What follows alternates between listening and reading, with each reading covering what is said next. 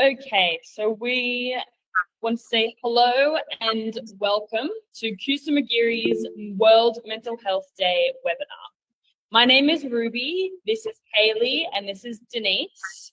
And we are all social work students from Australia completing our final fieldwork here in India and within Kusumagiri. We will be running today's webinar presentations. We want to welcome everyone who is accessing the webinar from across the world, and thank you for joining us today to hear from the amazing speakers. The theme of this year's World Mental Health Day is mental health in humanitarian emergencies. According to the World Health Organization, 1 in 5 people in conflict-affected areas are estimated to have a mental health condition. The World Health Organization also states that these impacts often remain long after physical safety is restored, undermining the recovery and resilience. People with significant mental health conditions must not be left without care and support. Continuity of care is priority during and following any emergency. With horrific circumstances people may have to deal with in complex situations, it is essential that they receive mental health support in order to better cope, recover, and rebuild. Within today's webinar, the theme of World Mental Health Day and more will be addressed from a range of our speakers. First, I would like to welcome Dr. Sister Jasia to welcome everyone to today's webinar and present some information regarding Kusumagiri Mental Health Hospital. Dr. Jasia belongs to the Religious Congregation of Medical Sisters of St. Joseph. She is currently serving as the head Department of Psychiatry or Psychiatric Social Work at Kusumagiri Mental Health Centre. She has completed her post-graduation MSW in Medical and Psychiatric Social Work and secured MPhil degree. She is also working as the coordinator of community outreach and school mental health promotion programs for Kusumagiri. Thank you, sister. Thank you, Ruby and Haley. Dear esteemed guests, respected speakers, and fellow participants, greetings and blessings from Kusumagiri Mental Health Center, Cochin. Good morning, good afternoon, and good evening, depending on where you are joining from around the whole world. A warm welcome to all participants from different time zones and countries. Special greetings to our friends from Western Sydney University, Australia, and Brainwave Education and Training, UK. I'm delighted to welcome you all to this webinar on World Mental Health Day 2025 from Kusumagiri Institutions, Cochin, Kerala, God's own country. As we gather from different parts of the world, I hope the warmth of Kerala's hospitality reaches you all. Today, we gather to emphasize the importance of the access of mental health services in crisis situations, a theme aptly chosen by the World Federation for Mental Health. As you know, our webinar aims to foster the dialogue, strengthen and collaborate efforts in mental health care and services. We have brought together leading mental health professionals, academic experts, research scholars, and students from different parts of the world to share their experiences and research results in the day-to-day life. I would like to extend a warm welcome to our keynote speaker, Honorable Mr. Justice Mohammed Mustaq, the senior most judge from High Court of Kerala, and our esteemed speakers, Dr. Kuduvilla Thomas from Kusumagiri, Dr. Rosemary from Australia, and Mr. Tommy Sebastian from UK.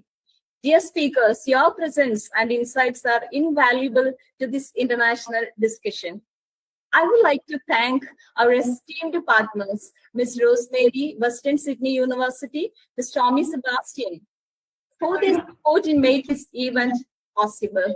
And I extend a special thanks to our Honorable Justice Mr. A. Mohammed Mustaq, High Court of Kerala, for his gracious presence and insights on this international conference.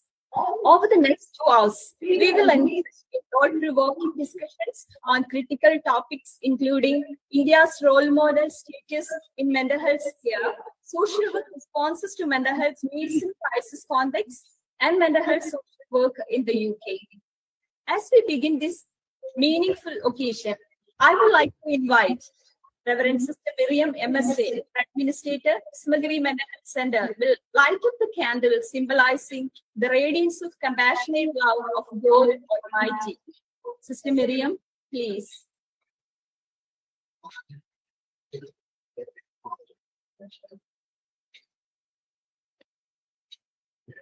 I wish you all the best for all the speakers and all the participants. May God bless you. Thank you, Sister Miriam. With the light of discernment, wisdom, and knowledge, let us embark on this journey of fostering dialogue and strengthening the collaborative efforts in mental health care and services in order to achieve healing and wholeness in the whole world. I would like to take a moment to introduce you to Kusumagiri Mental Health Center, Cochin. I'll be sharing a brief presentation, only 2 minutes, highlighting our hospital mission, services, and initiatives. Please allow me to walk you through our presentation.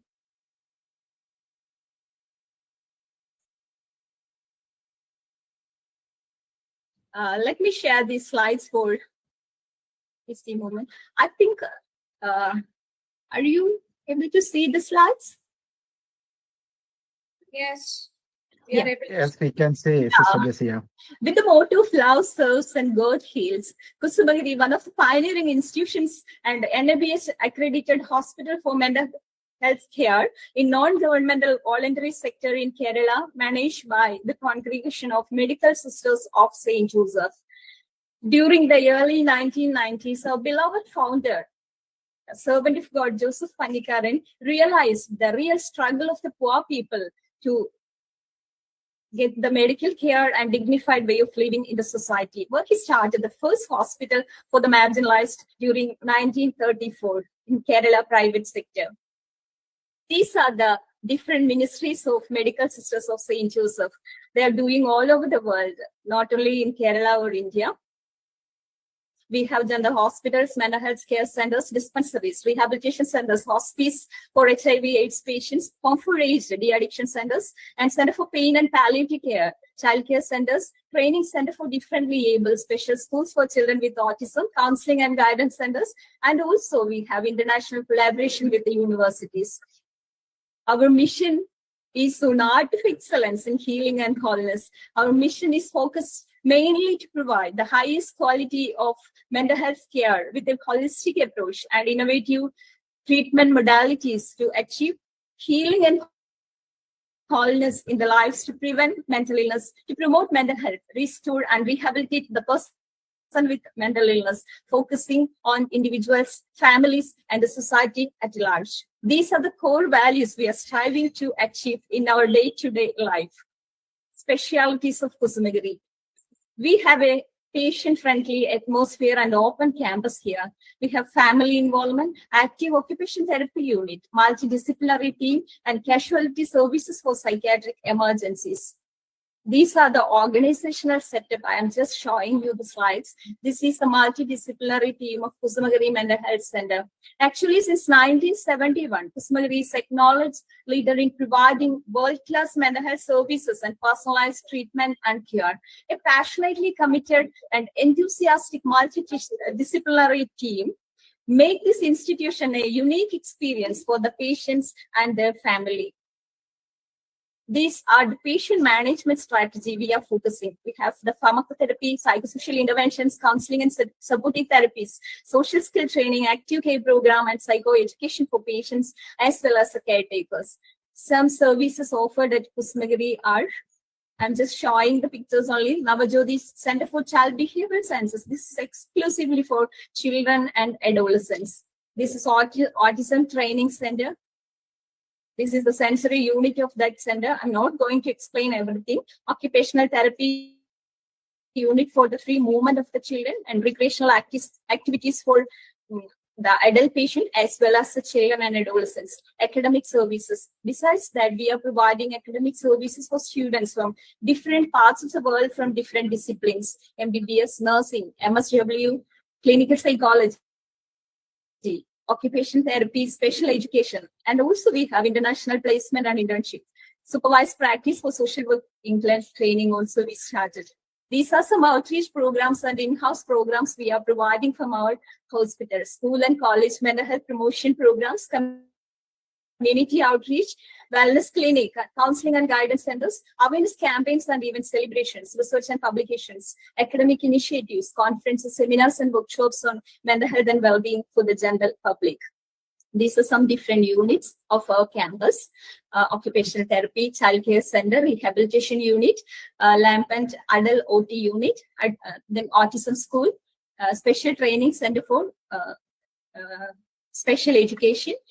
Some pics on our outreach programs. This is our contact details.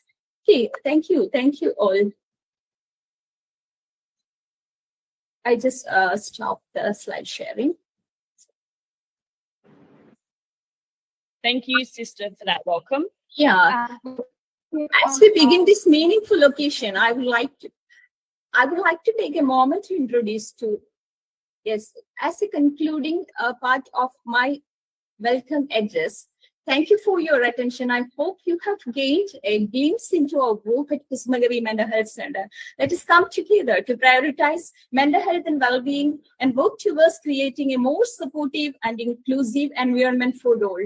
I extend a warm welcome to all dignitaries and participants, and let the discussion begin. Now, without further ado, it's my pleasure to hand over the proceeding to our Master of Ceremonies. Over to you, Ms. Ruby G. and Haley Watts. Thank you, and once again, a warm welcome to the webinar.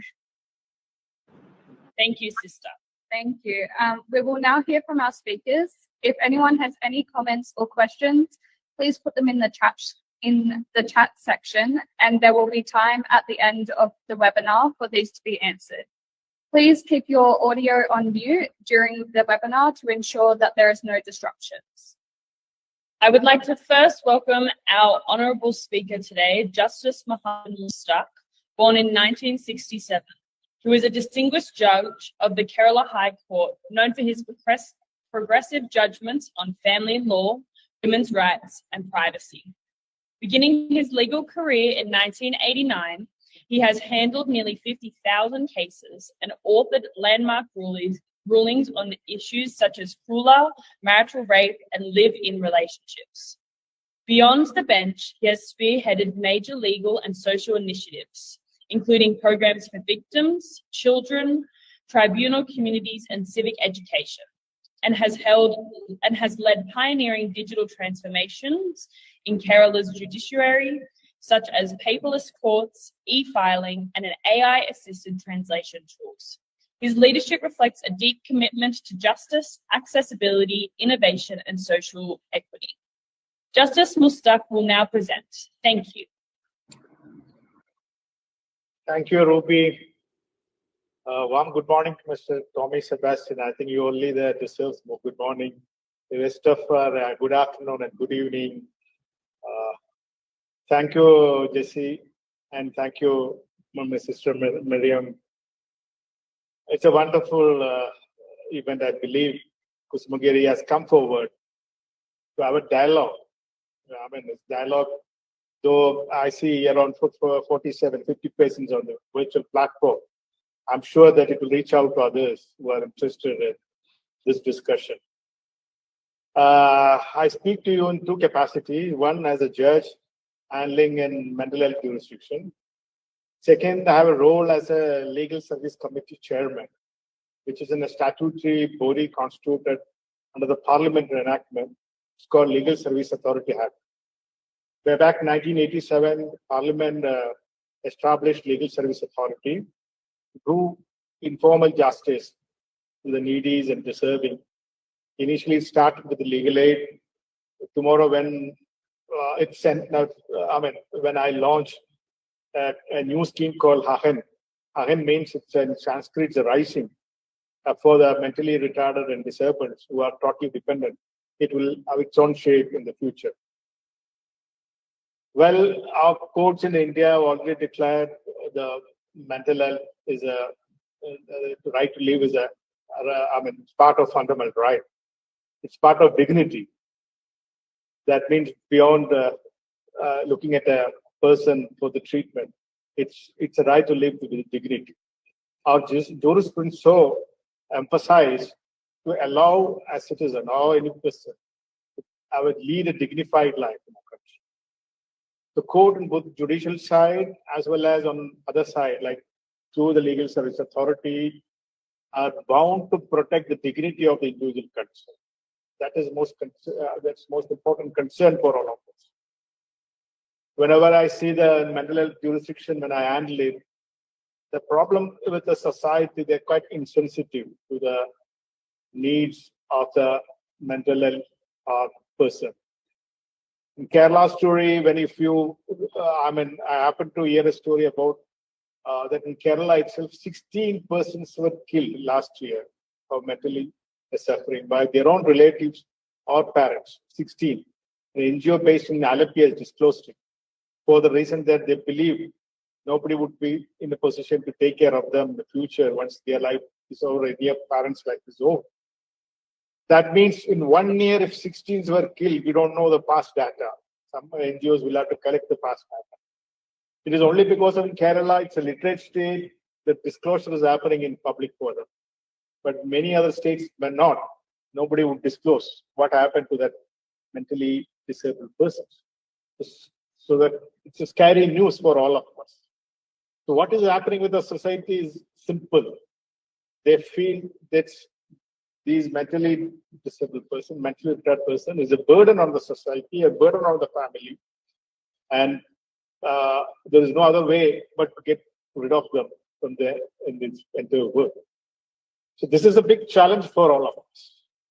Here on of course, in judicial side, it's such matters very rarely come before us except through a public investigation. Nobody will bring to us to a notice. Police may sometimes take cases on criminal cases against these culprits, but something comes as a consequence of a certain incident or event reported. Now, how to go about to protect this mentally retarded? It's a big challenge. That is the reason I said when I heard this news, 16 were killed in last year itself, in 2024. I prepared a scheme. It's called HAHEN. We are now focusing to give a support system to them. Legal Service Authority is funded by both union government and state government, and they have sufficient support. They can associate with an NGO to give support to these disabled person, either through legal means or through other providing other measures under the Legal Service Authorities Act. Legal Service Authority works in a different level. From national level, there is a National Legal Service Authority. It's apex authority. The state level, it's called State Legal Service Authority. In Kerala, state of Kerala, I'm currently the chairman, being the senior most. And district level, there is another body called District Legal Service Authority. And taluka level, it's at the ground level, it's called Taluka Legal Service Authority. So we engage paralegal volunteers, and paralegal volunteers will be in contact with this the type of persons who require our assistance. So we have a machineries, we have a wherewithal, and we only need to take measures for it. Now, if such a scary news appears in newspaper, nobody could remain in oblivious loop without taking such measures, which require to support such disabled persons. In what way we can do? We don't have an expertise. Maybe hospital, the Kusumagiri and other NGOs, we all work together. We can create a new world for these disabled persons, especially among the marginalized, poor, economically backward family or people who rather instead of giving preference for treatment or giving some sort of rehabilitation, they want to get rid of these mentally disabled persons. So this is a big challenge for all of us. We all need to work together. It is only through collaborative effort we can create some ripples in this movement.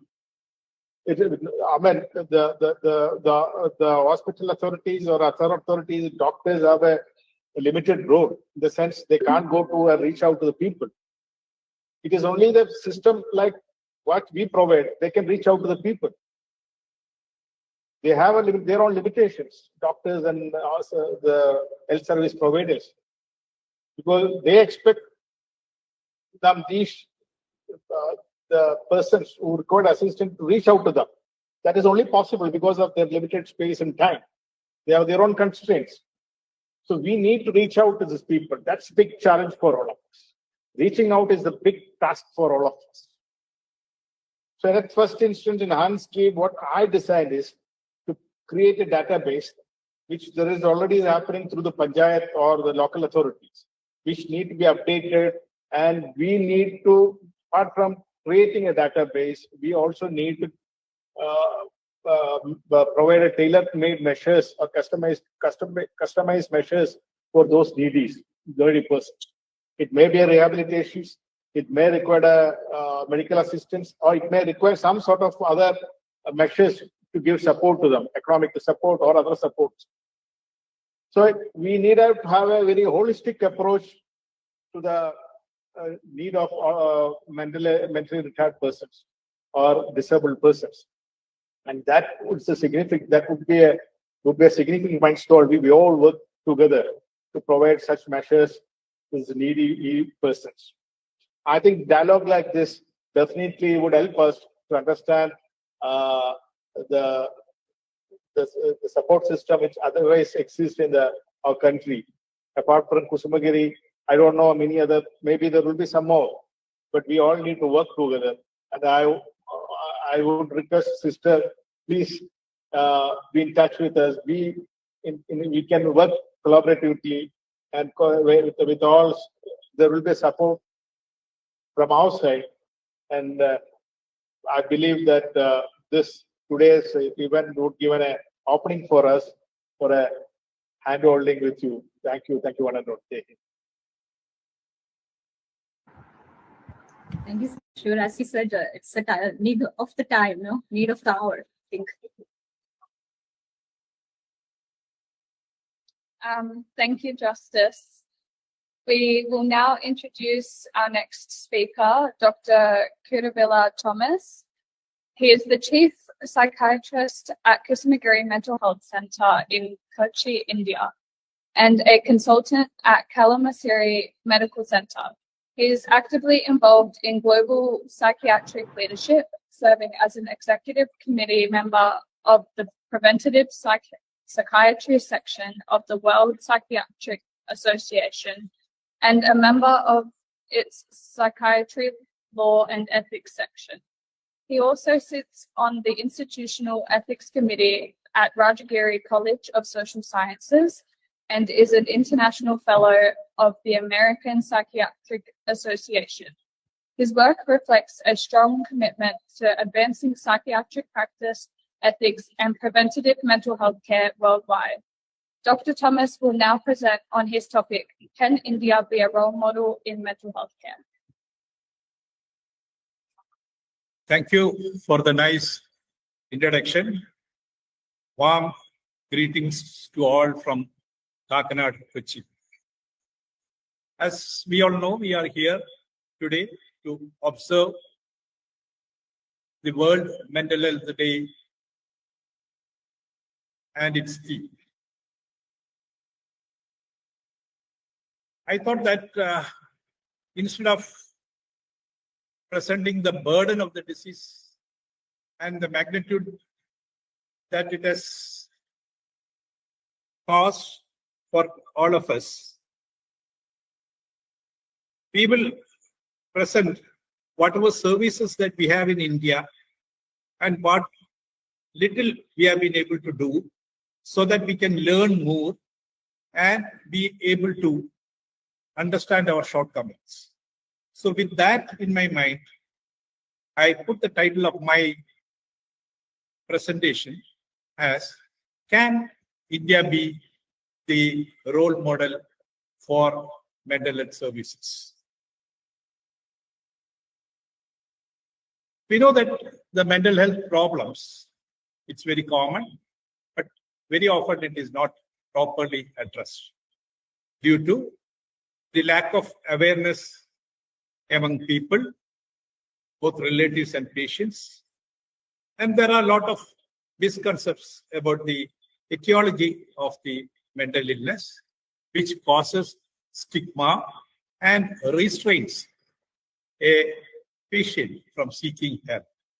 Added to that, very often we have shortage of professionals and limited access to the services. It's important to note that as early as in the 1940s, the colonial India recognized the need to have a health plan for the country. And with that in mind, the then British government appointed Joseph Bohr, Indian civil service man, to study the problems at that time and to formulate a health plan. Now, he presented his reports in 1946, which is known as the Bohr Committee Report. Now, the Bohr Committee Report forms the basis for all the other developments that we have had and we are having today. So, then it was reported about the need to integrate preventive and curative services for all diseases from the grassroots level. And that resulted in the establishment of primary health centers for the public,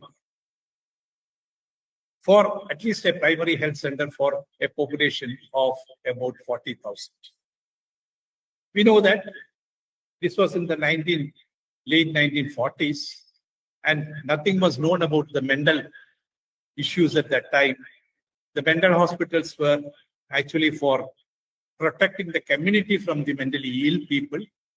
The first drug to be used in psychiatry was introduced in 1952 only. But later, due to the development of the neurosciences and the social sciences, we increased our knowledge in mental health.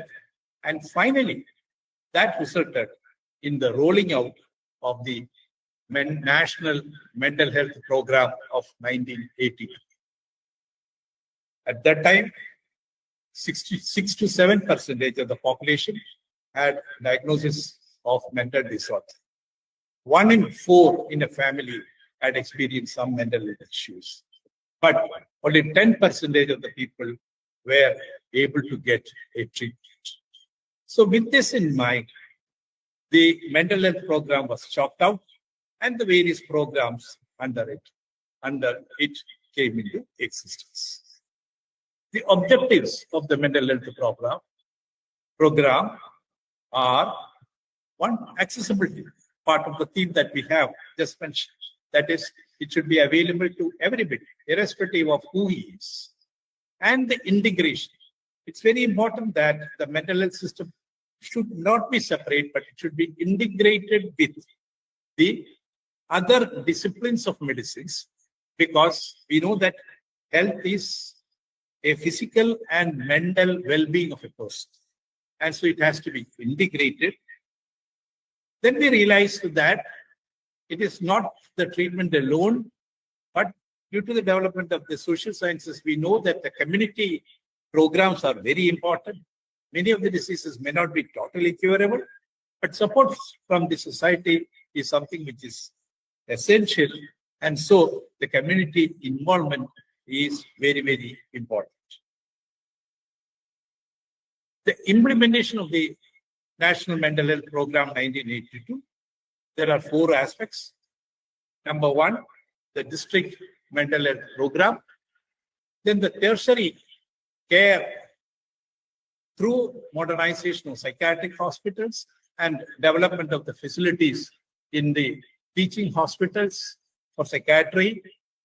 Then building up centers of excellence like the National Institute of Mental Health Sciences and Neurosciences Bangalore, or the Central Institute of Psychiatry Ranchi, where the psychiatric research, training, and all other developments are being carried out. Also, it is essential that awareness campaigns in the community is absolutely necessary for people to know about the illness and to avail the treatment that is available. Of all these, probably the most important arm of the implementation of DMHP, as far as the service is concerned, is the district mental health program. This is now operational in about 770 districts of this country. It is managed by a team which consists of a psychiatrist who is the nodal officer, a medical officer who need not be a psychiatrist, psychologist, psychiatric nurse, psychiatric social worker, and supported by ASHA workers. ASHA workers means accredited social health activists. These ASHA workers form a very, very important group.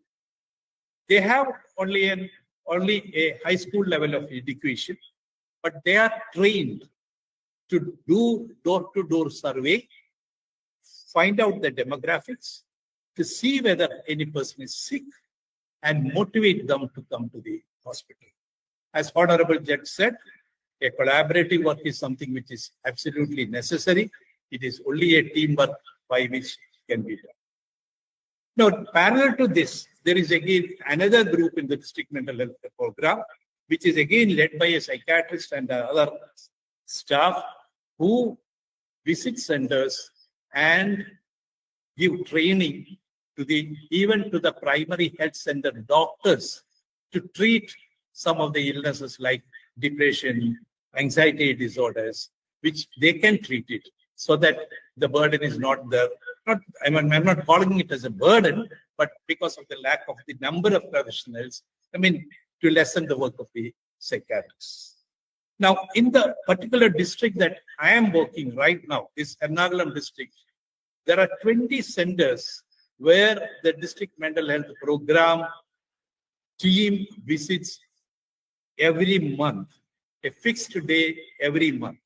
And people know that this team would be visiting that particular center, the community health center, on that particular day, where a patient can go with if he is an already treated patient and is continuing medicines, he can go with a prescription and then see the psychiatrist or the concerned other people. An assessment is done. If the psychiatrist feels the necessity to make any change, is changed, or the same prescription is repeated, and the medicines are given totally free, which is carried from the district center. This is what Honorable Judge meant by saying that you reach out to the people. You reach out to the people, and then only the real service can be given. So the necessary psychosocial support is given, and the ASHA workers, through their door-to-door survey, they may find new patients who are there, who are yet to seek treatment. They are motivated to come to the community health center and see this treatment. This is all funded by the National Health Mission of the center and the state government. Then we have the National Mental Health Policy 2014. For want of time, I am not going to go into the details of it. We have the Mental Health Care Act 2017, which ensures the rights of the mentally ill person when he is admitted. There are procedures to be maintained if a psychiatric patient is admitted in a hospital, to ensure again the ethical rights of admission and to safeguard his safety. These mental health establishments have now been categorized into 5 types. Like, standalone mental health establishments is A, psychiatric department of medical colleges is B, psychiatric wards of multi-speciality hospitals is C, standalone de-addiction centers, centers for psychosocial rehabilitation. Now, this is because the needs of the psychiatric patients are different depending upon the basic problem that they have, and depending upon that, The rules also have to be changed. The attitude of the professionals have to be changed. The medicines may have to be selected in a center depending upon the needs of the people. And so such type of, is sort of a specialization in the care is something which we are achieving. One of the important introductions is the Manas app. This was launched in 2024. Manas in Indian language, in Indian language, it means mind. Manas means mind. Now, this app is available. If you are using an Android phone, you can download it from the Google Play Store. If your iPhone is there, you can download it from App Store. And that would give you access to services. There is a national helpline, 14416, which is working 24 hours a day, 7 days a week. Anybody can dial this number anywhere from India at any time and get the service. Now, this is how the home page of this Manas app would look like. It was introduced by the Ministry of Health and Family Welfare. You can see it, like say mental wellness, distress signals, whatever you want, you can click on that and then you get information on that. This is a home page. You can explore, or if you want to talk to the personnel, you click on that. So this is a very, very useful, Manas is a very, very useful app for anybody who is using a smartphone. Anytime they can access the service. So with this type of service in the background, an unexpected event happened. That is the COVID-19. And how did we manage it? Every day, the positive cases were reported. This identification and surveillance center in the state capital, that is the Trivandrum, from the peripheral centers. In the positive cases in the public and the private sector, all were to be reported to this center in Trivandrum. And every day, the state chief minister came on the TV at 16 hours, and the district-wise positive number was given to the public, and the precautions to be taken as per the advice of the medical experts were broadcasted. The telephone lines of these centers were publicized, so people with problems could anytime phone up this center. People with mental problems, mental issues could phone up this center and express their difficulty. Now, this center, again, maintaining confidentiality, depending upon the area from where they got the telephone call, they would direct it to the nearby district center to contact this person, and it will be from that center the particular person was contacted. Now, the people who are helping this, the first contact was a postgraduate social worker, and if that person could manage the problems, then that would end the matter. But suppose he found it difficult, he would then hand it over to the psychologist. If the psychologist did not handle it, it would be handed over to the psychiatrist, and then the psychiatrist would tackle the problem depending upon what the patient is suffering from. Suppose the person was having psychiatric illness and he was on drugs, and because of the COVID, the pandemic, the lockdown, there were many people who just could not get the drugs. The ASHA workers would be informed about it, and they would carry free medicines from this center to the home of this particular patient. If an admission was required, then steps were taken to send these patients to the district hospital or to the state-run 3 mental hospitals. And unbelievable, there were about 1 lakh telephone calls which were handled. It is about 0.1 million at that time during the COVID. So this was a service that we could render at that time. I've given a glimpse of the services that we have done.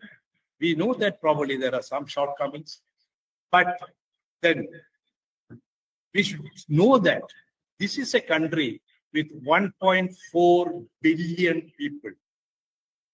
There are many more things to be learned, many more things to be introduced, which I think we would be able to do it with, as Honorable Judge said, a collaborative work and reaching out to the people, going to the people rather than expecting the people to come to us and take the service. That is what we should do.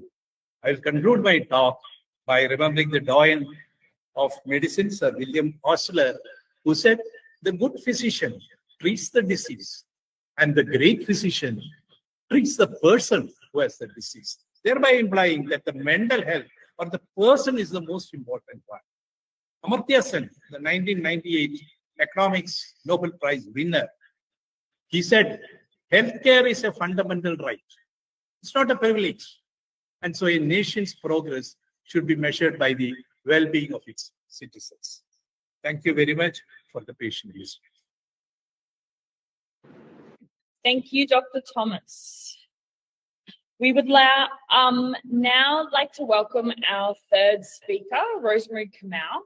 She is a mental health social worker with over 20 years' experience. She's currently a lecturer and field education advisor in the School of Social Sciences at Western Sydney University. She focuses her research on the mental health challenges of refugees, particularly refugee women, exploring issues like PTSD, transit migration, and the broader psychological impacts of displacement. Her work uses diverse methodologies to understand how systemic and cultural contexts affect well-being, and she aims to develop effective, context-sensitive mental health interventions. She is also committed to supporting social work practitioners, especially as they work with vulnerable and displaced populations. Rosemary will now present for us. Thank you, Rosemary.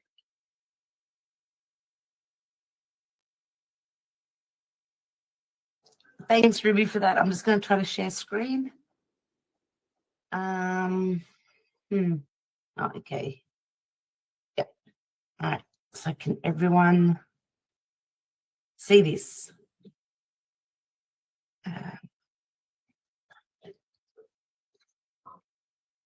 Can everyone see my slides? Yes. Okay. Yes, can see. Okay, so unfortunately, I can't actually make it like show my screen. Okay, unfortunately, I can't actually, oh, maybe I can. No, it's not letting me. So sorry, it's going to be like a little bit smaller on the screen. But thank you for that, Ruby. And hello, everyone. Just wanted to say it's a real privilege to be here today. I just wanted to extend my gratitude to Sister Josiah for the opportunity to speak with you all this afternoon on such an important topic during Mental Health Week, and especially given the current global crisis of forced displacements that we're actually experiencing. So I'm a little bit that the world is actually witnessing more than we are experiencing. So I'll be talking around one of the themes for Mental Health Week, which is the focus of my research, is around mental health, responses to mental health needs in forced migration and crisis contexts. So I'll look at some social workers' responses to mental health needs in trauma and crisis contexts, looking at these situations which are often complex and emotionally charged, which requires a thoughtful, ethical, and evidence-based approach.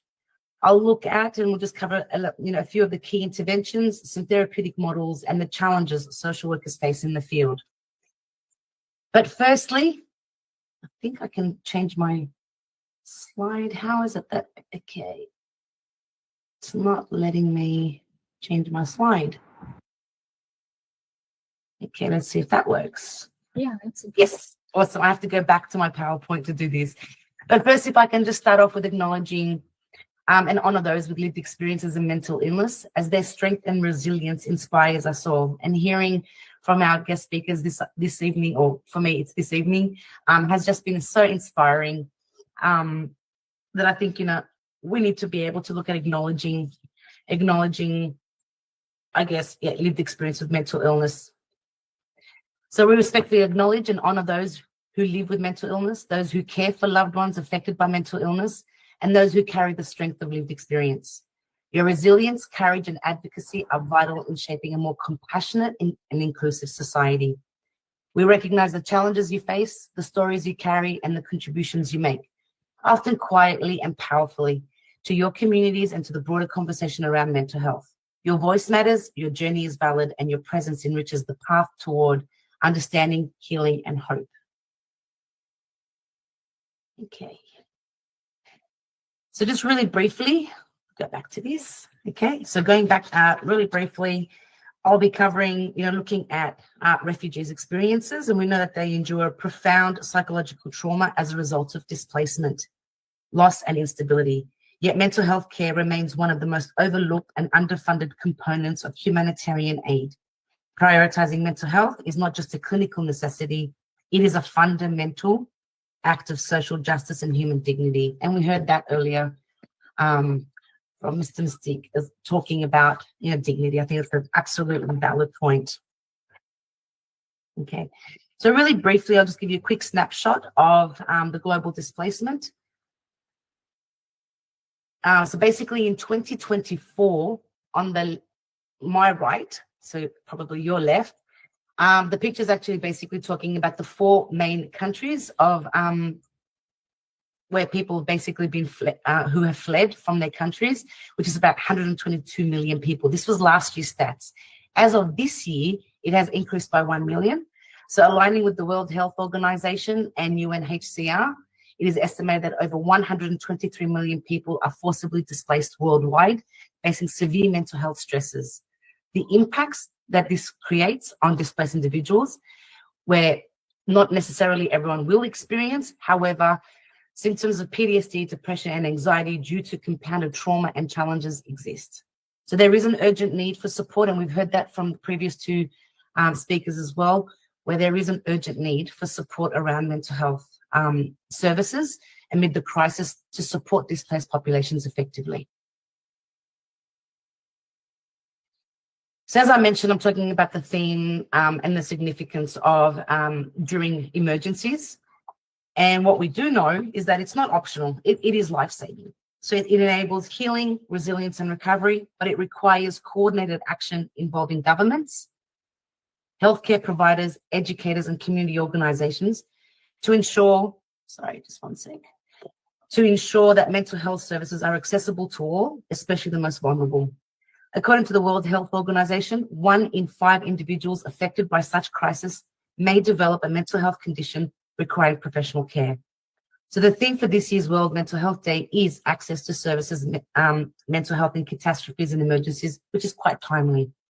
This theme emphasizes the need to prioritize mental health as a key aspect of humanitarian responses and public health strategies during crises. It serves as a global call to action, urging the importance of addressing mental health needs in emergency situations. So some of the challenges that my research has actually shown around displacement is, so they're basically looking at refugees and asylum seekers in Australia. So I can talk a little bit about the Australian context, where we receive numerous numbers of refugees in the country. And basically looking at that. My research actually looks at a 3-stage journey, looking at the trauma that refugees actually face pre-migration. So while they're in country, before fleeing, the trauma they actually experience in transit, which I believe is really often overlooked. So this transitory migration stage is often overlooked, and their trauma is more compounded in these transit countries. And then, of course, the post-migration stages, which is in the host countries. Each of these provide the unique stresses which impacts on their mental health. We know that there's a high mental health prevalence, high rates of PTSD, depression, and anxiety, which affect refugees, with children especially vulnerable to long-term effects in the general host populations. We also know, and we've seen this in a few of the other speakers' presentations as well, is that only a small percentage of refugees will seek professional or informal mental health support despite their needs. So there is low help seeking rates. Some of the psychosocial stresses and vulnerabilities that refugees face is looking at, so upon reaching the host country, they often encounter additional hardships such as inadequate living conditions, social isolation, and uncertainty about their legal status. UNHCR reports that while many refugees demonstrate remarkable resilience, a substantial number require mental health support to rebuild their lives. Integration into national health system remains a challenge. And many refugees with pre-existing conditions like depression, anxiety, or psychosis struggle to navigate unfamiliar healthcare environments.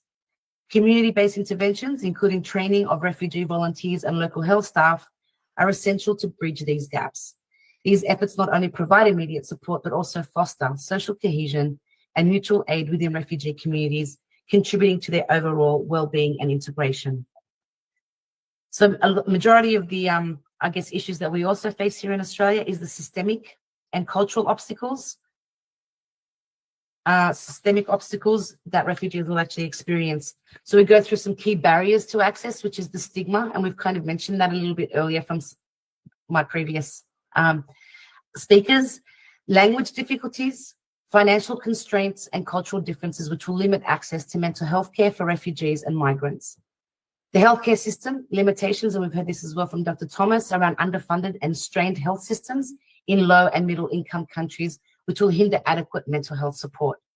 There's also legal and visa restrictions, which also create a limitation around accessing government-funded mental health programs. There's the stigma and fear around mental health and the fear of immigration consequences, which prevent many from seeking help. There's service delivery challenges where there's this lack of culturally responsive providers and inadequate infrastructure, which worsens the quality and appropriateness of care. The impact of social factors such as educational and gender role influences, mental health care access, with women and children facing added obstacles. Recommendations for improvements that we're basically looking at, and what research shows is multidisciplinary approaches, financial investment, cultural training, and integrated care models can increase equitable access. So some of the strategic actions for mental health equity is looking at, and we've kind of heard this a little bit as well, I think from Dr. Thomas, in terms of looking at some of the actions that we can actually look at in terms of what we need for mental health services, so the investment in mental health. So in order to improve mental health outcomes for refugees and asylum seekers, this is the research in Australia, several strategic actions are to build an inclusive mental health system that empowers and heals vulnerable communities. So we're looking at integrating mental health support, which is embedded in mental health and psychosocial support in emergency and settlement services for effective care. Train frontline workers in psychological first aid to improve immediate mental health care in emergencies. Multi-sectoral coordination, where we establish coordination mechanisms to ensure cohesive mental health and psychosocial support responses in emergencies. Culturally competent care, so expanding the training programs and interpreter services to provide culturally sensitive and mental health care. Community-led initiatives, support and fund community-led mental health programs to empower disabled populations. And finally, policy and sustainable investment, where we look at developing policies to ensure care of continuity and invest in trauma-informed care models for refugees. I'm going to stop there. Actually, no, I'll continue on to this, and then we can talk about international placements, because Sister Josiah basically asked to speak about 2 points, but I'll just quickly talk about some of the social work responses that we do in trauma. Okay, I need to go to the next slide. So I'm kind of cutting across to, I'm not sure why it's not working, but some of the crisis intervention and trauma-informed care that we look at is intervention which will provide the immediate stabilization through rapid assessments and de-escalation to prevent long-term harm. Social workers will look at incorporating the trauma-informed care philosophy, where it emphasizes safety, trust, and empowerment to prevent re-traumatization and support healing. Where we also foster resilience and recovery, where we're looking at creating a respectful environment, fostering resilience and recovery for trauma survivors. Some of the next slide. Support for the strategic and therapeutic approaches, where we're looking at some of the psychosocial support and case management, where you'll find a lot of social workers working in this space, is providing that support that includes group therapy, family counseling, community engagement to rebuild connections and control. Looking at the role of case management, where we coordinates housing, healthcare, legal aid, and employment services for holistic support. Integrated approach benefits, reducing service fragmentation, and increase the effectiveness of support systems and empowerment through guidance. So clients can gain empowerment by navigating challenges with guidance and advocacy.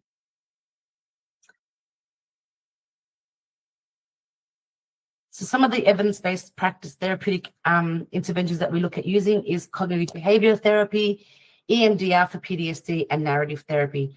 And I think it's really timely here to speak about coming from, I guess, working within a Western perspective.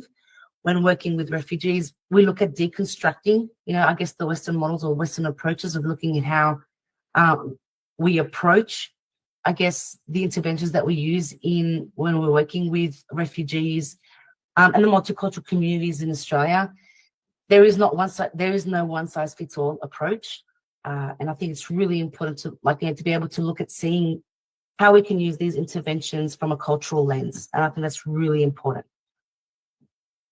So some of the challenges and resilience in practice that I think social workers actually experiences is looking at that, limited resources. We have heavy caseloads, we've got systemic complexities hindering service deliveries.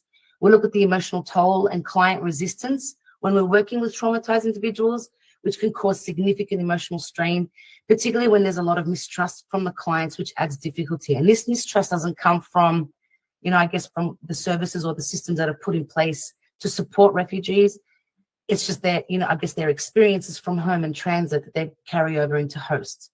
So a lot of the resilience and adaptability that social workers show through their resilience is through creativity, compassion, adapting to change, and peer support networks. And of course, the biggest thing that we do in social work is advocating and a workforce sustainability, being able to look at addressing challenges and advocating for systemic improvements, which is vital to sustain social work and quality care. So this is the last slide. So promoting the way that we look at promoting, resilience and recovery, looking at the social work core, elements of strengths-based approach where we focus on the client's capabilities over their deficits to foster empowerment and hope. Community support, which is vital for creating a safe that aids recovery. Encouraging autonomy helps individuals regain control and make meaningful life choices. And a collaborative recovery, which is unique. Looking at a collaborative process supported by empathetic social workers.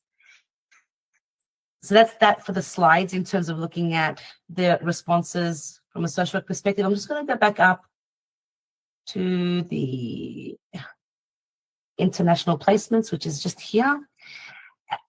I know that Ruby, Hayley, and Denise, who's on the other side, the 3 students from Western Sydney University who are currently doing their placement over in India.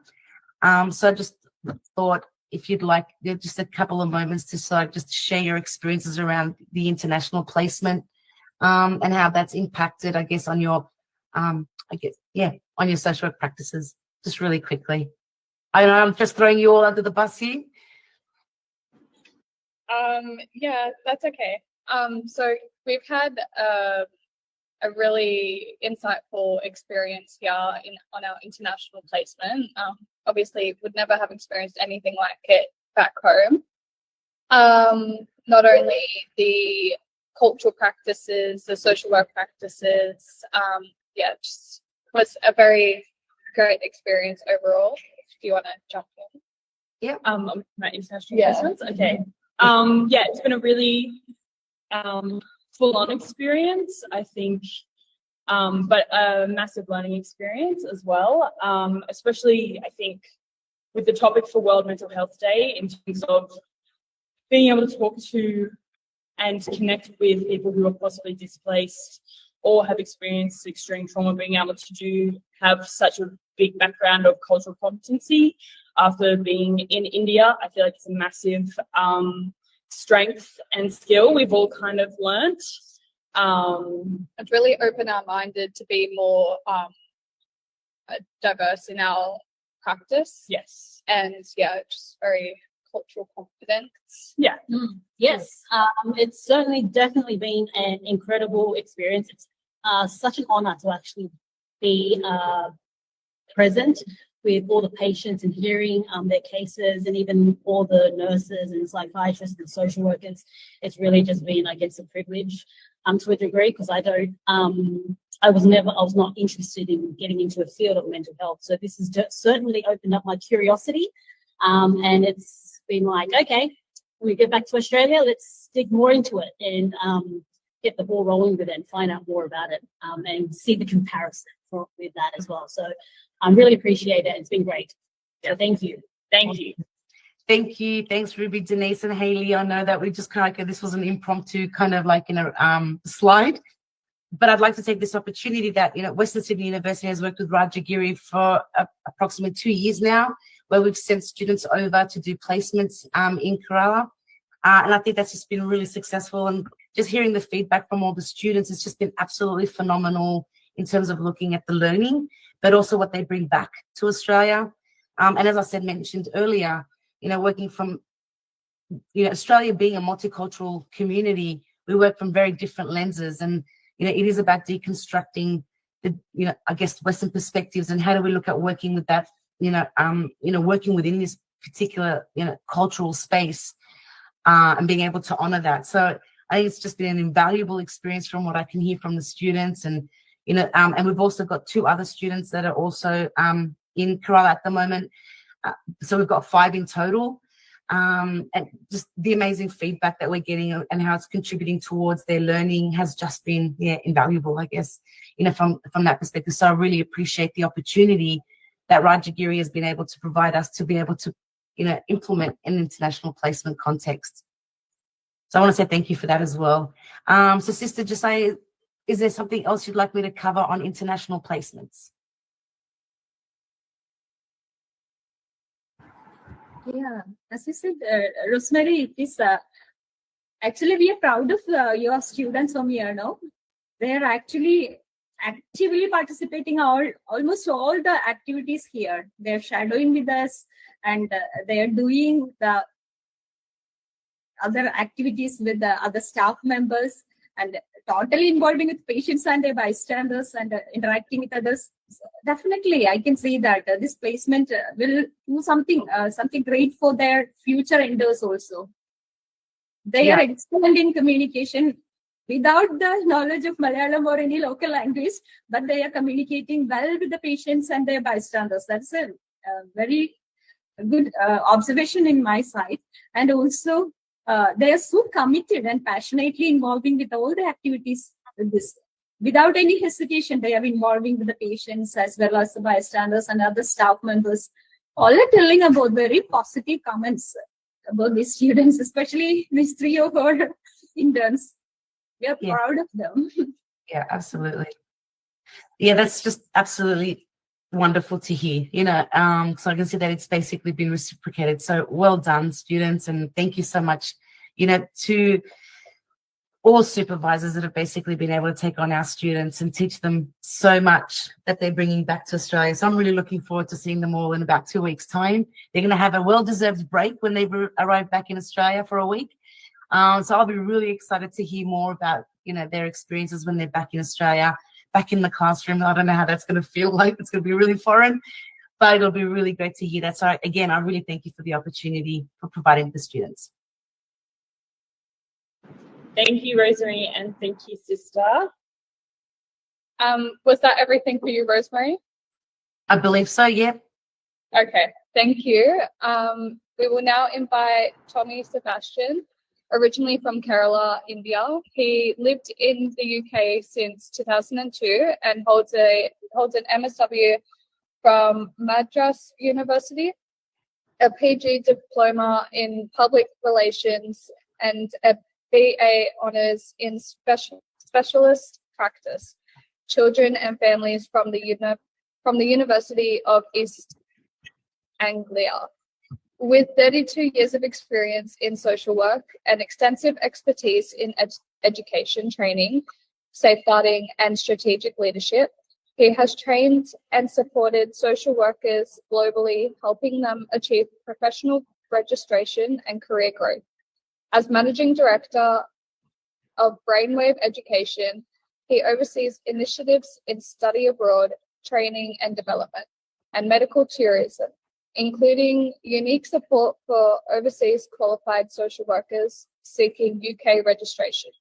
Tommy will now present with his topic mental health social work in the UK. Okay, thank you very much. I'm really, can you hear me?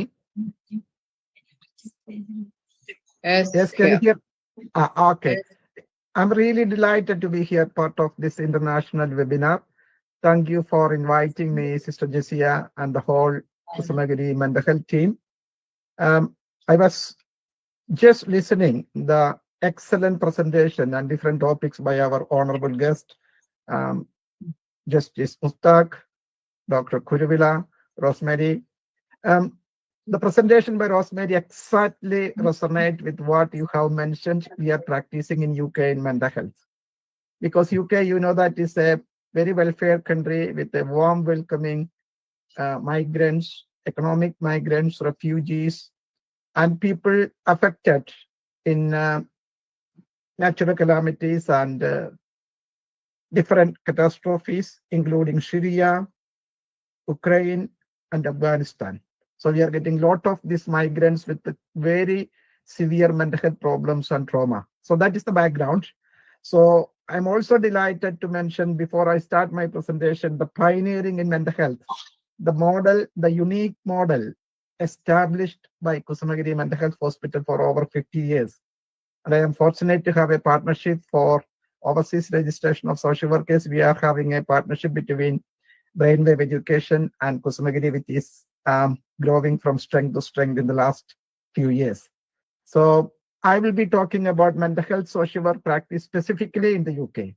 So UK has children's social care, where I worked for 18 years, and I was a team manager in adult social care for 3 years. So total I have 21 years of social work experience in UK. So I'll be talking about some of the practice standards and how we work with the partnership agencies. Thank you for helping me with the slides. Special thank you, Ruby, Denise, and Kylie. Shall I say? Okay, yeah. Just we start with how the mental health referral system works in the UK. Anybody can make referrals, including self-referral. For example, if I have a mental health needs, not necessarily crisis, I can go to my family doctor and I can make a referral. That's the first step. Or my relatives and my family members can make a referral.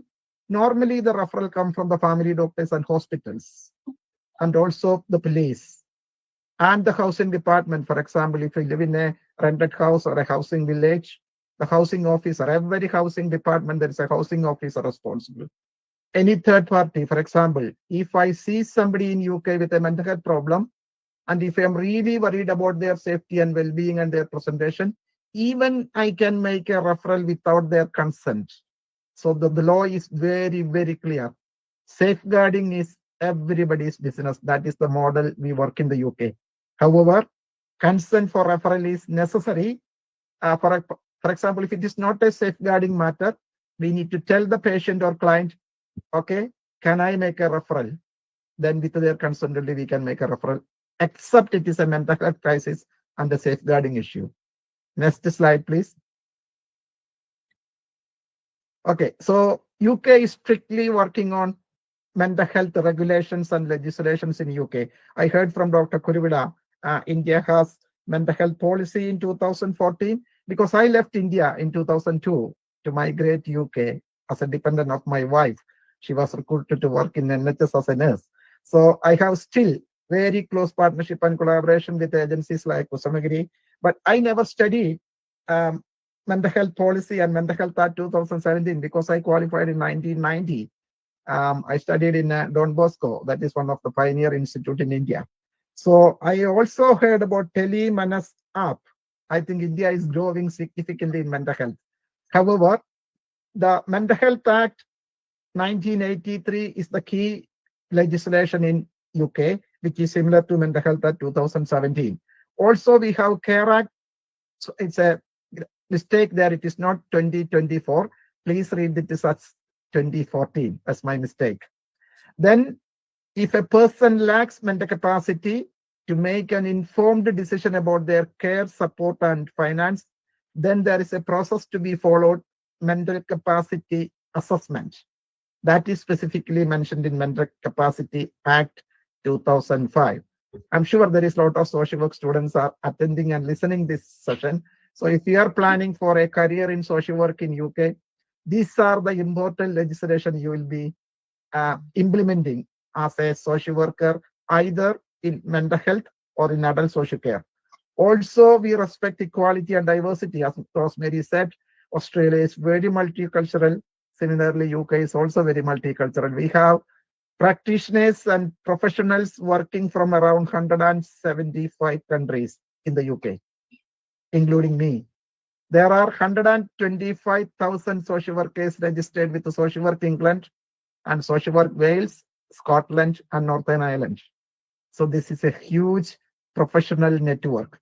And we also respect and value Human Rights Act 1998.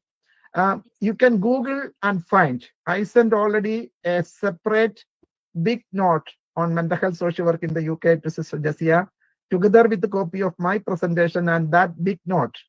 You can ask Sister Jessia for a copy for your future reference. Next slide, please.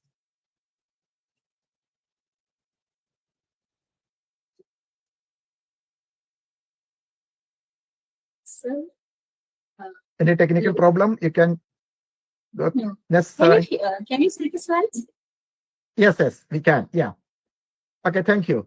So this is an important because I mentioned UK mental health service is purely based on legislation. So considering Kusumagiri Hospital, that is not a compulsory admission unit. It is an voluntary admission. But UK also has voluntary admission for treatment, care and support. But some of the sections in the Mental Health Act 1983 is absolutely spot on. We cannot do against the people's will. The first thing we need to know is a mental health problem. 1 in 4 adults in UK has mental health problems, either anxiety, depression, personality disorder like bipolar disorder, or schizophrenia, the serious mental health problem. 1 in 4 adults, not serious, but anxiety and depression. But anxiety and depression will not be warranted for compulsory admission for assessment.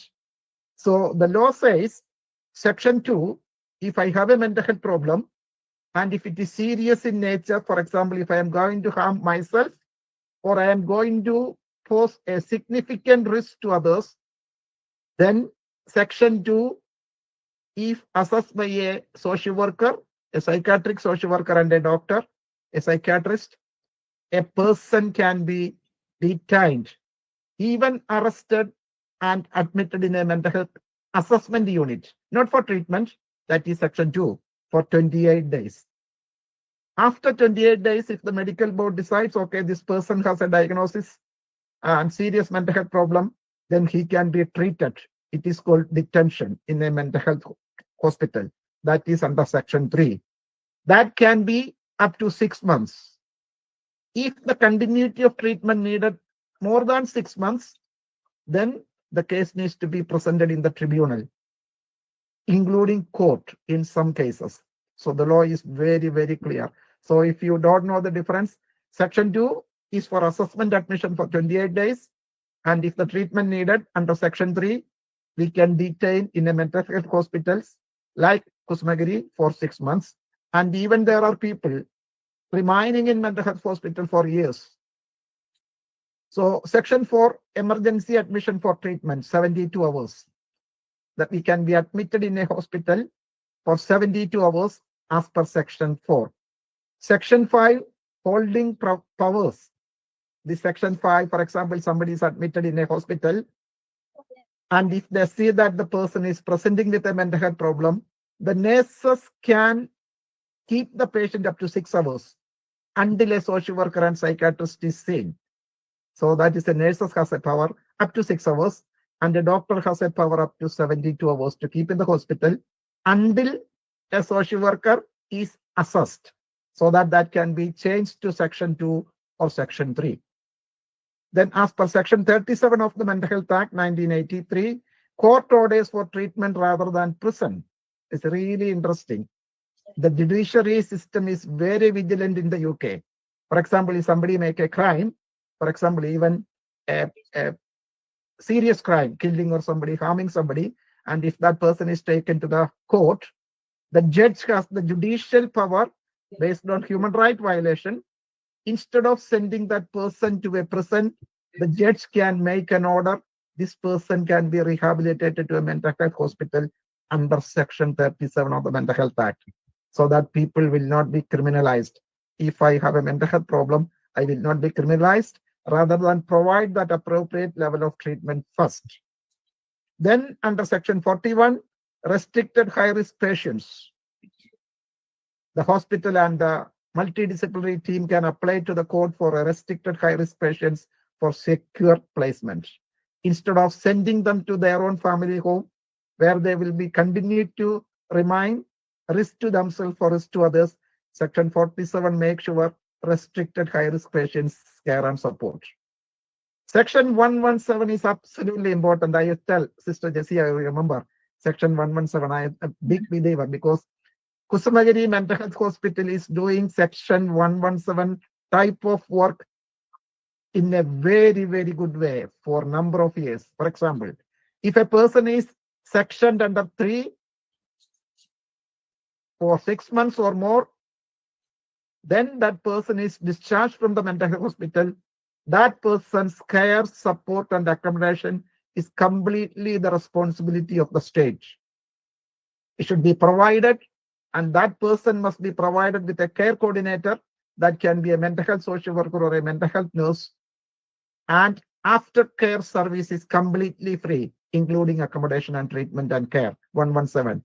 Sister Jessia and Sister Miriam, your people, the rehabilitation center, number of females and male, they recovered from their treatment. However, you are providing them free accommodation, continuity of treatment. That is an exact model of Section 117 in the UK. Even your service is even, I will say, even better than UK services 117, because you are providing 24-hour care, including accommodation, safety, well-being, food and accommodation, and ongoing treatment. I would like to congratulate on that note. Then Section 136, police power to remove a person a place of safety. If police found somebody in a street during their official duty, if they see that a person presenting with a mental health problem, and if he's at risk to him, risk to others, the police can immediately arrest that person and admit in a mental health unit for assessment. Police power, 136, that is the section. So you can see how brilliant these sections, with a holistic approach in treatment, care and support, starting from assessment. Next slide, please. Focus of mental health practice in the UK. There are 5 focus. Building professional relationship, which we know in social work terms, rapport building, the treatment plan, care and support plan, assessment, and as Kusumagiri with the speech and language, occupational therapy. There is a lot of professionals working together. So building professional relationship, empowering the people. So I can see people coming to Kusumagiri Mental Health Hospital are free to go around, enjoy the fresh air outside their room, but they are closely monitored and watched. That's a professional relationship. In that journey, I think I'm really impressed. Kusumagiri Mental Health Hospital Social Work Department, headed by Sister Jessie, you are doing absolutely brilliant work. So that is the focus in UK. You are already doing in Kusumagiri. Working through conflict and supporting people to manage their own risk. I have seen you are admitting the patients and there is a nest of kin, husband or wife are staying in your hospital. That is working through conflict. And the accountability and responsibility of the treatment success is based on the bystander. That may be a husband or a wife or a daughter or a son. So you are doing that model also, which is the number 2 model in UK. Knowing and applying legislation. And UK is comparatively better than India. I was really impressed to hear about that app, Telemanas app, which is very, very new to me. I will go and check that up after this session. But mental health act is a huge legislation. But knowing and applying the legislation at the right time, for the right person, for the right reason. We can't simply Section 3 a person just because a social worker. There is a pathway and process to be followed. Number 4, accessing practical support and services. You are doing brilliantly in Kusumagiri. There is a lot of psychologists and psychiatrists, and the continuity of service. I think doctors like Kuruvila and I have seen Jayaprakash and sister, your teamwork is absolutely brilliant because you keep your professionals, doctors, even for more than 30 years, accessing practical support and continuity. The same doctor can be seen by the patient. So that is the practice model. Working with other professionals to achieve best outcome for people. I think it is a multidisciplinary approach. End of my slide, I will explain who are the partners in mental health service in UK. So these are the 5 focus. Thank you. Next slide, please. Okay, 5 key areas of practice in mental health. I think it is really important enabling citizens to access the statutory social care, because as per section 2 it is compulsory. For example, I can stay at home without telling anybody, but if I tell, it's a collective responsibility. Either I can tell my teacher if I'm a student, if I can tell my parents if I am a child. Children under the age of 18 in UK have a separate mental health team called CAMS, Child and Adolescent Mental Health Service. But that service will automatically transfer when the person is 17-year-old to the transition adult mental health team for continuity of care. So that is enabling and promoting recovery. There is no stigma in UK to say that, okay, I have a mental health problem. But in India, there is a stigma involved. I know that. So promoting recovery just based on section 117 is a classical example. We promote their recovery and their rehabilitation. And intervening and showing professional leadership, especially every person with a mental health problem in UK will have a dedicated and designated key worker, either a mental health support worker or a mental health social worker or a mental health nurse. So that is the professional way of supporting. Then working to co-productively and innovate. There is a lot of approaches. Person-centered approach, systemic approach, hospital inpatient treatment model. There is a lot of innovative and co-production model in mental health treatment in UK, where social workers are a significant professional. For example, the first assessment for a person before meeting a psychiatrist, the mental health assessment carried out by the mental health social worker. So that is very, very important in UK. Then leading the approved mental health professional, it is called AMP. Either a mental health practitioner who has the power to sign section 2 if agreed by a psychiatrist. So the first assessment should be completed by a person called AMP, AMHP, approved mental health practitioner. So this is the way mental health system works in the UK. So if anybody listening me from psychiatric social work experience and background in India, in Kerala, please, there is an opportunity waiting for you in adult social care, adult mental health in the UK. Don't be shy to apply. Get the registration. Next slide, please. Okay, character assessment, I'm not going to explain.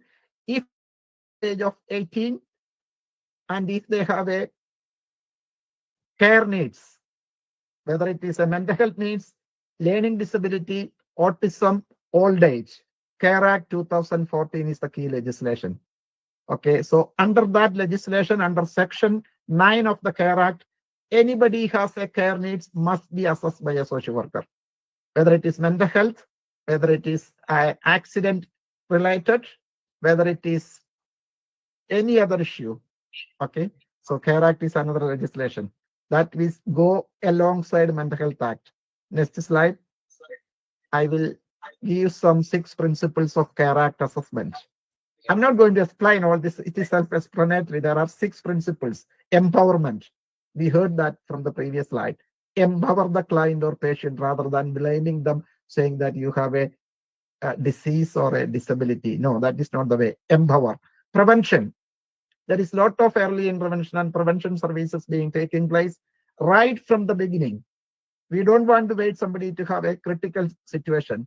We will early intervention and prevention. That is another principle. Proportionality.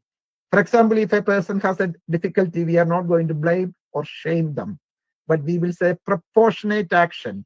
For example, not anybody going to be sectioned under section 3. straight away. No, there are other ways of helping them. But if somebody needs a compulsory admission because of their serious nature, then only we proportionately make the decision by a psychiatric social worker and a psychiatrist. That is proportionality. Protection for their own life, their own safety, at the same time safety of the family members and safety of other public. So protection is another key principle. And partnership. Social workers are not doing this job alone. It's a combined collective responsibility and accountability. I will tell you in the last slide who are the partners in mental health support. Accountability is another one. The dedicated key worker is accountable. For example, if a person with a mental health problem, if a designated person, the care coordinator can be a psychiatric nurse or a psychiatric support worker or a social worker, it is their responsibility to make sure that person gets the necessary help and support during the treatment and after the rehabilitation until the case is closed. Okay, that's the principle. Thank you very much for listening. The next slide, please. I think my time is getting. Well-being principle under Care Act. It's really important. Why people are coming forward in a country like UK? Okay, I have a problem. I need treatment and help and support. That is the cultural shift needed in Kerala and India, because there is a stigma. People need to be encouraged. Not necessarily when they have a breakdown coming to Kusumagiri. No.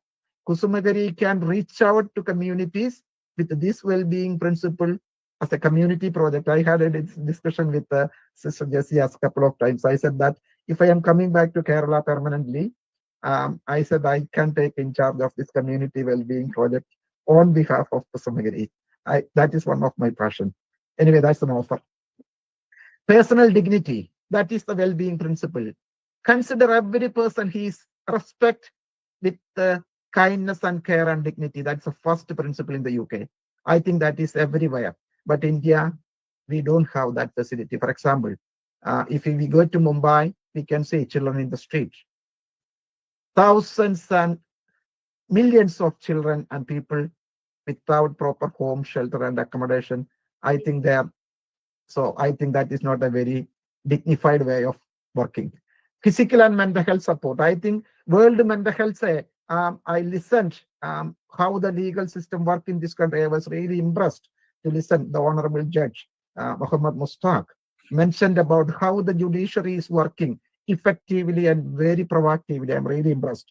Protection from abuse and neglect. There is a possibility people with mental health problem will be targeted by sometimes their family members. Oh, I had enough. I have no energy and time to care for them. So the abuse and neglect can be from family members or from relatives. We have seen people are just locked in the room in India, some places.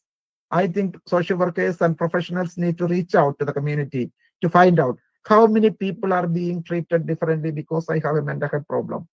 Empower and encourage and educate them to come to a place like Kusumagiri or rehabilitation center that is protect from abuse and neglect. That is another principle we practice in UK. Control by individual. Give them responsibility and treatment and ask them what they want the rest of their life. Section 117. Participation in work, education and training.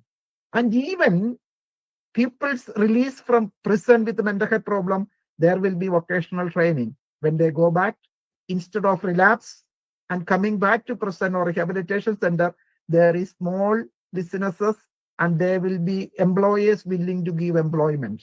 This is another well-being principle. You will be surprised.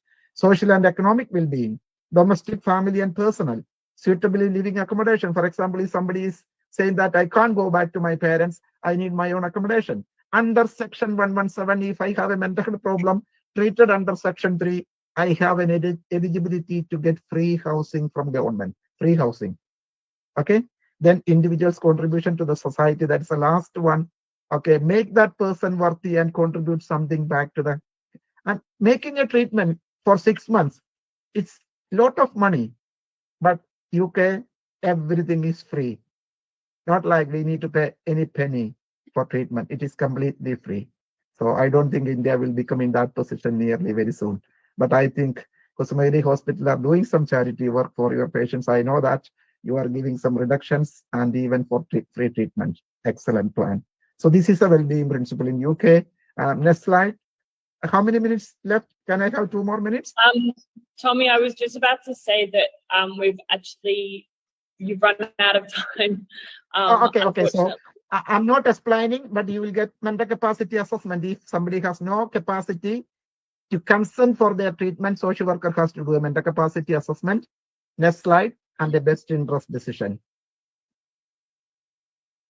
And there are principle of mental capacity assessment which you can read. The social worker has to do that one. Okay, next slide, please. Best interest decision. Somebody has no mental capacity to make a decision to come to hospital. Social worker do the mental capacity assessment, and best interest decision in discussion with the family members, and they will be taken to a hospital like Kusumagiri Hospital. So that is if people lacks capacity. Next slide, please. This is the working partners. I mentioned some of the working partners: family doctors, community or occupational therapists, physio, district nurses, community matron, care coordinators, tissue viability nurse, fall prevention team, dementia crisis team, hospice, housing, police, fire and rescue, clinical commissioning group, all under the organization, very important. So the list is endless. So we are all working together to protect and safeguard this vulnerable section of people in the UK. I think that may be end of my slide. Yes. And if you have any more information needed, I gave my email, which is tommy@brainwaveeducation.net, and my UK mobile number with the code +44 77 666 55 697. And I once again congratulate the whole Kusumagiri team under the leadership of Miriam and Sister Jessia. And well done, Ruby, and your team. Ruby, Denise, and Hailey, and it was a pleasure meeting your head of the department, Rosemary. I never been to Australia. I have my niece in Melbourne. I have a plan to come to. And I had a social work registration for Australia, Rosemary, 2010. I was planning to migrate. I had a job offer also, but by the time my son, who was only 4-year-old that time, now he's 22. He told me other day, Dad, if you want to go and work in Australia, you're most welcome to go so that we can come and meet you there. So I have no plan at this time to come to, but only for a holiday. And wish you all the very best. Thank you for listening me. And I will be having the regular contact with Sister Jessia, one of our social workers from UK, coming for supervised practice at Kusumagiri next week. Okay, thank you very much for inviting me. Amazing. Thank you so much, Tommy. We are now open for a Q&A session. So if anybody has questions, if you could put them into the chat box, and we will ask our respective speakers the specific questions for them. I believe we do have a question. Rosemary, can you please explain the mental health first aid programs in Europe or possibly Australia? I'm not sure. Probably Australia might be more accurate. Yep. So this is the mental health. So mental health first aid program. Yes. Okay. So Yes, Australia. Yep. Thanks. Oh, yeah. Answer it. Yeah. I can hear an echo. Okay. So in Australia, we basically, it's sort of split up into when we're looking at mental health care. It's basically under the accreditation. So for social workers, under the Australian Association of Social Work, where we actually have accredited positions such as clinical social workers, mental health social workers. There's a whole list of accreditations. So to work within that particular space, majority of the mental health aspects of the training of mental health will come from a degree. We do also have degrees that specifically more on a master's level around mental health. But there's also a lot, like I believe from Dr. Thomas was talking about, I believe it was ASHWA. So we don't have, for example, high school graduates that would come into the mental health space, but we do have a lot of programs that we can actually look at delivering into the community, such as mental health first aid, mental health. There's a whole range of different mental health training modules that we basically deliver in the community, where they're more like mentors or mentees, as opposed to actual clinical, clinically delivering mental health services. So it's quite widespread. It's nothing specific. There's a whole range of different, depending on the actual community that we work with, in terms of looking at what, if it's from a cultural lens. Majority of our cultural mental health programs and or training comes from organizations that are set up in Australia that specifically work with transcultural, basically looking at multicultural communities. So they develop those particular programs. I hope that it's quite wide and quite, general. So I'm hoping that answers the question for you. Thank you, Rosemary. If anybody else has any questions, they can put them in the chat and we can ask our speakers if anybody has any other questions.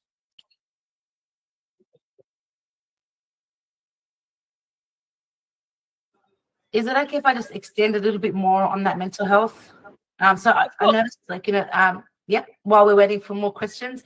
So I noticed, Tommy, you were talking about the UK, the UK model around, mental health delivery, mental health services, very similar to Australia. I think, we've got very similar models. When I was talking a little bit about the accreditation around mental health from our accrediting body, mental health social workers can actually work in like medical centers. They can basically open up their own practice. So they do a lot of mental health, specifically mental health services around delivering interventions, more than just the case management. We're actually very clinical. So as a part of what I do at the university, I'm also an accredited mental health social worker in private practice, where I actually see people who are referred by the general practitioners under that model that you were talking a little bit about earlier on, Tommy, where we basically look at, that they're all referred by general practitioners, and we can actually look at delivering services such as CBT, and they're all accredited social workers. So CBT, narrative therapy, or whatever else, basically, whichever, modality that the actual social worker likes to kind of, work in. That's the kind of work that we kind of do. I just want to add that,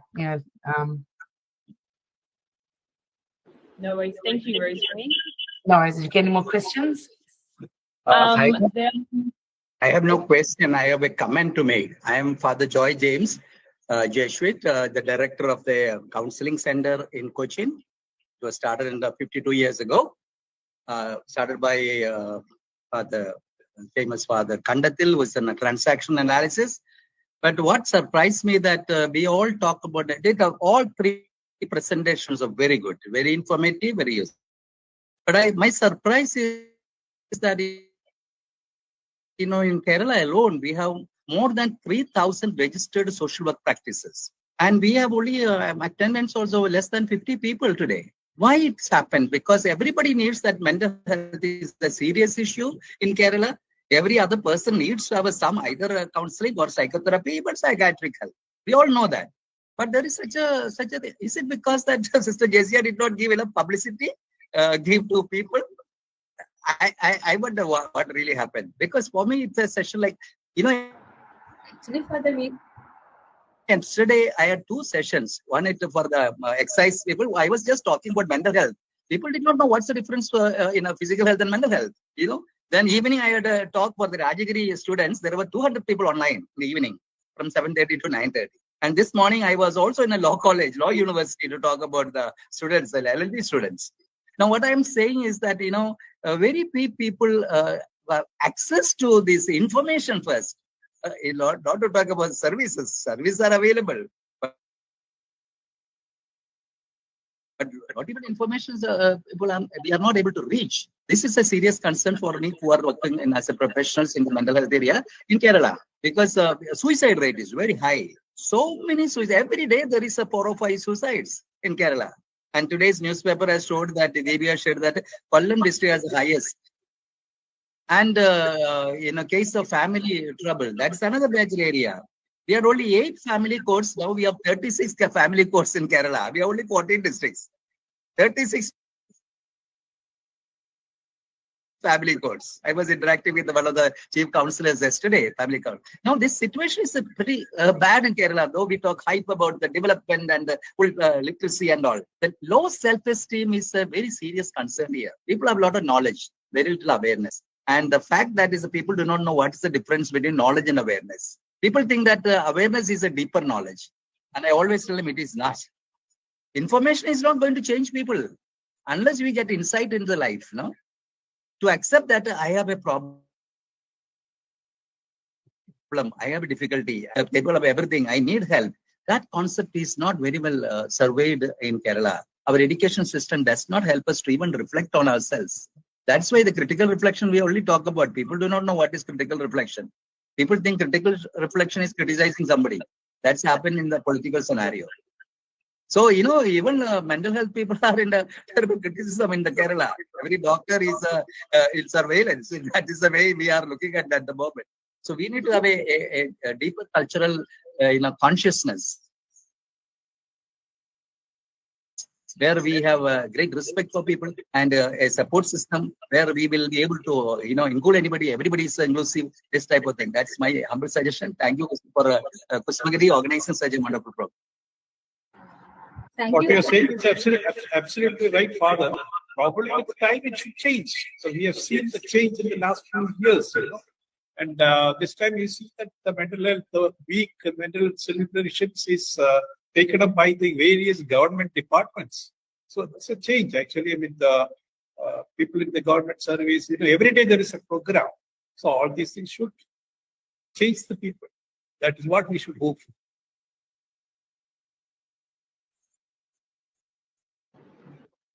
Thank you, Doctor. We haven't received any other questions, so I think I will conclude the Q&A session if there's no other comments or questions, and I will welcome Denise to do the word of thanks and the closure of the seminar.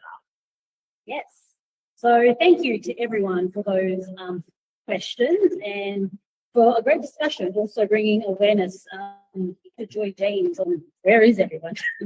But now we know this for next year. It's been truly engaging and a meaningful session. As we come to the close of today's World Mental Health Day 2025 webinar, I'd like to take a moment to express our heartfelt gratitude to everyone who made this event possible. A special thank you to our wonderful speakers, Justice Mr. A. Muhammad Musik, Dr. Kuruvilla Thomas, Rosemary Kamau, and Mr. Tommy Sebastian for sharing your valuable time, insights, and experiences with us all. Your words have truly been inspired reflection and hope. Thank you also to Hayley and Ruby for running the session so smoothly, and to Sister Jasia for the warm welcome and thoughtful presentation that set the tone for the day. To everyone who joined us today, whether here or online, thank you for your presence, for your engagement, and your willingness to be part of this important conversation on mental health. A special word of appreciation to Western Sydney University for their collaboration and continued support in promoting mental health, awareness, and well-being. Your partnership has been valuable in making this event a success. And finally, our sincere thanks to Kusumagiri Mental Health Centre team for their dedication, for their hard work behind the scenes and bringing this program together so seamlessly. There are 8 certificates for your participation in today's webinar will be available for download from the website a week from today. As we conclude, let's continue to carry forward the spirit of care, of compassion and understanding that has guided today's discussions. Let us continue to support one another, speak openly about mental health, and build communities where everyone feels seen and supported. So thank you all once again for being part of this meaningful event. So thank you. Thank you, Denise, for your wonderful words of thanks. No? I wanted to extend a brief thanks to all of you gathered here.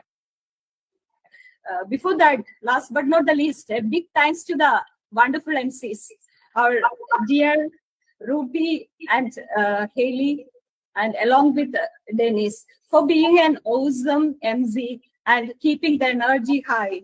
Your expertise and smooth handling made today's webinar truly special, truly wonderful. Special thanks to both of you and along with Denise. And I would like to extend my sincere thanks to the distinguished speakers and guests for our inspiring presentations and participation. Your presence has made this webinar a real success. That's very gracious of her.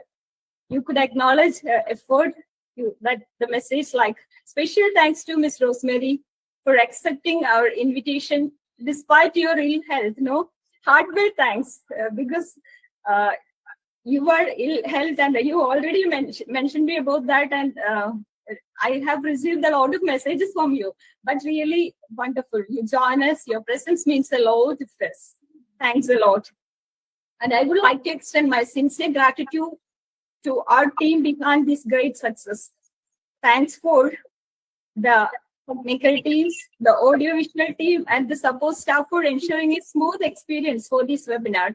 Appreciate the efforts of our coordination team, speakers, and volunteers for making this webinar a big success.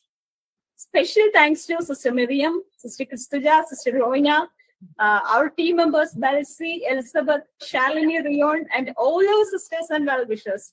Thank you all again for attending.